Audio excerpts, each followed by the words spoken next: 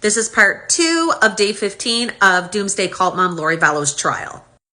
So Detective Schmidt is still on the stand, and he shared that part of his job when they were searching Chad Daybell's property was to search the pet cemetery and also the fire pit.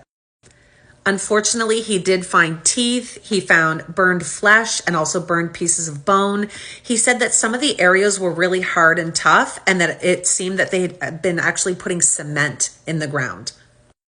It was so tough that they eventually had to call in a backhoe, and it did uncover a green, partially melted bucket that did have Tylee's remains in it.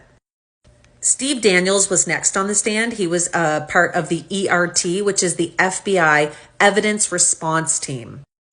Basically, his job was to come up with a strategy on how they would search the property of Chad Daybell on June 9th and 10th.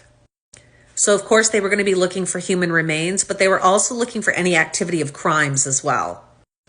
He said he had done an initial walkthrough of the scene and picked out any of the priority areas while he was there.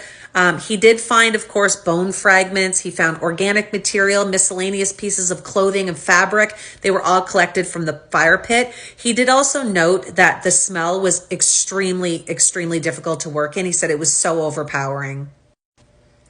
He also shared that there was a chain from a necklace found in the fire pit, and there was actually a silver charm outside of the fire pit, and they were both collected and processed. The tractor they were using did uncover at one point some bricks, and they did come to find out that this was Tylee's gravesite. Day 16 started off with FBI Special Agent Steve Daniels on the stand again, as he didn't finish on day 15. It starts off with them showing a picture, and the picture is of a certain way that rocks were placed. Because of the way the rocks were placed, they were pretty sure it was a gravesite. Once they removed these rocks, they found boards underneath.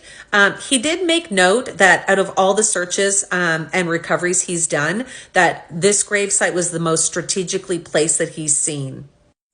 He basically said that the rocks and boards were placed to kind of prevent other animals from coming and disrupting the rest site.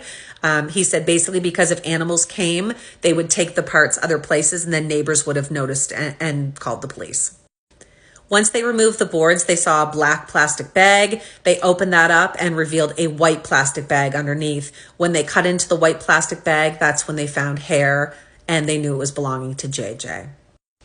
He did point out how important the duct tape would be. He said that it holds a lot of evidence, so they were extremely careful when removing the duct tape and bagging everything. He did compare the two grave sites between Tylee and JJ, and he was well aware of the extreme difference between how the two were disposed of. That's it for this day. Hit follow for more.